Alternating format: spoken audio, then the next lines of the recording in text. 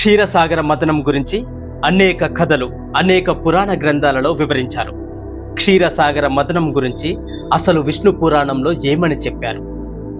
విష్ణు పురాణంలో వివరంగా ప్రస్తావించబడింది. తనను వదిలి తండ్రి అయిన సముద్రుడి ఒడిలోకి చేరుకున్న లక్ష్మీదేవి తిరిగి వచ్చేందుకు, అలాగే అమృతం కోసం శ్రీ మహావిష్ణువు ఆజ్ఞ మేరకు దేవతలు, రాక్షసులు కలిసి సముద్రాన్ని అంటే క్షీరసాగరాన్ని మథించారు. ఈ మథనం సమయంలో లక్ష్మీదేవితో సహా 14 విలువైన రత్నాలు కూడా లభించాయి. మొదటగా విషం జన్మించగా చివరగా అమృతం ఉద్భవించింది. ఈరోజు క్షీరసాగర మథనం సమయంలో దేవదానవులు పొందిన ఆ 14 విలువైన వస్తువులు ఏమిటో ఈ వీడియోలో తెలుసుకోబోతున్నాం. దుర్వాస మహర్షి శాపం కారణంగా స్వర్గలోకంలో సంపద లేకుండా పోయింది. లక్ష్మీదేవి కోపంతో శ్రీ మహావిష్ణువుని విడిచి స్వర్గలోకం నుంచి నిష్క్రమించడంతో సంపద, శ్రేయస్సు, వైభవం కూడా స్వర్గం నుంచి అదృశ్యమైపోయాయి. అప్పుడు దేవతలందరూ పరిష్కారం కోసం శ్రీ మహావిష్ణువు వద్దకు వెళ్ళారు. శ్రీ మహావిష్ణువు రాక్షసులతో కలిసి సముద్రాన్ని మథనం చేయమని సూచించాడు. శ్రీ మహావిష్ణువు యొక్క ఆదేశం మేరకు దేవతలు, రాక్షసులు సముద్ర మథనానికి ఏర్పాట్లు చేశారు. దీంతో క్షీరసాగరాన్ని చిలికేందుకు మందర పర్వతాన్ని కవ్వంగా చిలికేందుకు వాసుకి పామును తాడుగా చేశారు. అమృతం కోసం సముద్రాన్ని చిలికేందుకు ప్రణాళికను రూపొందించారు. అయితే అమృతానికి ముందు సముద్ర మథనం నుంచి 13 విలువైన రత్నాలు కూడా లభించాయి. మొదటిది హాలాహలం. సముద్ర మథనం సమయంలో మొదటగా బయటికి వచ్చింది హాలాహలం. సముద్ర మథనం సమయంలో ఉద్భవించిన ఈ విషం పేరు కాలకూట విషం. దీని ఉష్ణోగ్రత చాలా ఎక్కువగా ఉండడం వల్ల గందరగోళం ఏర్పడింది. దేవతలు, రాక్షసుల దహనం మొదలైంది. అప్పుడు శివుడు లోకాన్ని రక్షించేందుకు ఈ విషాన్ని తాగి తన కంఠంలో దాచుకున్నాడు. ఈ విషం ప్రభావం వల్ల మహాదేవుడి యొక్క గొంతు నీలం రంగులోకి మారిపోయింది. అందుకే శివుడిని నీలకంఠుడు అని పిలుస్తారు. రెండవది కామధేను ఆవు. సముద్ర మథనం సమయంలో రెండవసారి కామధేను అనే ఆవు, దివ్యమైన ఆవు ఉద్భవించింది. ఈ ఆవు యజ్ఞానికి కావలసిన పదార్థాన్ని ఉత్పత్తి చేస్తుంది కనుక దీనిని బ్రహ్మ ఋషులకు ఇచ్చారు.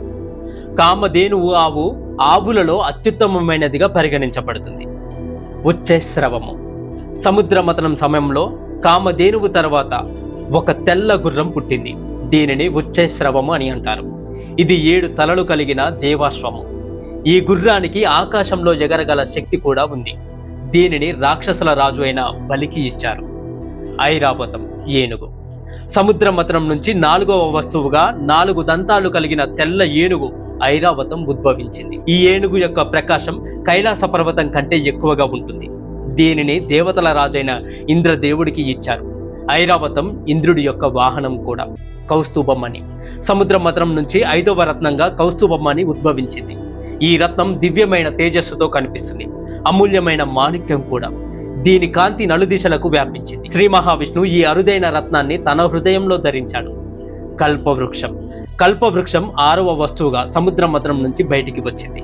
దీనిని కల్పతరు అని కూడా అంటారు. ఇది దైవిక ఔషధాలతో నిండిన కోరికలను తీర్చే చెట్టు. ఈ చెట్టుని ఇంద్రదేవుడికి ఇచ్చారు. అప్సరసలు. సముద్ర మథనంలో చాలా అందమైన అప్సరసలు కూడా జన్మించారు.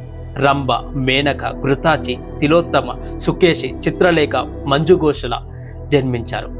రంభ విశ్వంలోనే అత్యంత అందగత్తె. ఇంద్రుడి సభలో రంభ నర్తకి అయ్యింది. లక్ష్మీదేవి. సముద్ర మథనంలో సంపదకు దేవత అయిన లక్ష్మీదేవి జన్మించింది. శ్రీ మహావిష్ణువు సముద్ర మథనంలో ప్రధాన ఉద్దేశం లక్ష్మీదేవిని తిరిగి పొందడమే కదా. కనుక దేవతలు, రాక్షసులు ఇద్దరు కూడా లక్ష్మీదేవిని పొందాలని కోరుకుంటుండగా లక్ష్మీదేవే శ్రీ మహావిష్ణువుని ఎంచుకుంది. సురాభాండం. సముద్ర మథనంలో సురాభాండం కళ్ళుకు ఆదిదేవత ఉద్భవించింది. శ్రీ మహావిష్ణువు ఆజ్ఞ ప్రకారం ఈ సురాభాండాన్ని రాక్షసులకు అందించారు. చంద్రుడు. సముద్ర మథనం సమయంలో సురాభాండం తర్వాత చంద్రుడు ఉద్భవించాడు. శివుడు చంద్రుడిని తలపై ధరించాడు. పారిజాత వృక్షం. సముద్ర మథనం నుంచి 11వ వస్తువుగా పారిజాత వృక్షం అనే ఒక వృక్షం ఉద్భవించింది. ఈ చెట్టును తాకడం ద్వారా శరీర అలసట తొలగిపోతుంది. ఈ చెట్టు దేవతలకు అందించారు. పాంచజన్య శంఖం. సముద్ర మథనం నుంచి ఒక అరుదైన శంఖం ఉద్భవించింది. దీనినే పాంచజన్య శంఖం అని పిలుస్తారు. ఈ శంఖానికి హిందూ మతంలో ప్రత్యేకమైన ప్రాముఖ్యత కూడా ఉంది.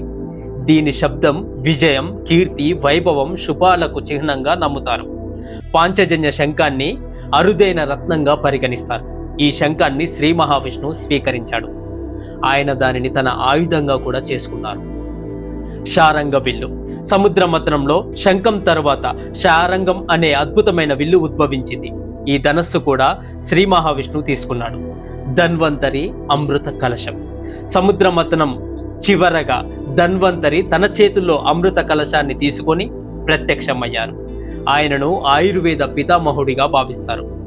అమృతాన్ని పొందడానికి దేవతలకు రాక్షసులకు మధ్య యుద్ధం జరిగింది. అప్పుడు శ్రీ మహావిష్ణువు మోహిని రూపాన్ని ధరించి దేవతలకు అమృతాన్ని పంచాడు. ఓం నమో నారాయణాయ. మీకు ఈ వీడియో కొంచెమైనా ఇన్ఫర్మేటివ్గా అనిపిస్తే ప్లీజ్ ఈ వీడియోని లైక్ చేసి, కొత్తగా మన ఛానల్ని చూస్తున్న వాళ్ళు ఎవరైనా సరే ఛానల్ని సబ్స్క్రైబ్ చేసుకొని గంట సింబల్ నొక్కి పెట్టుకోండి. నేను పెట్టే ప్రతి వీడియో నోటిఫికేషన్ మీకు వస్తుంది. Thank you for watching this video. Hare Krishna.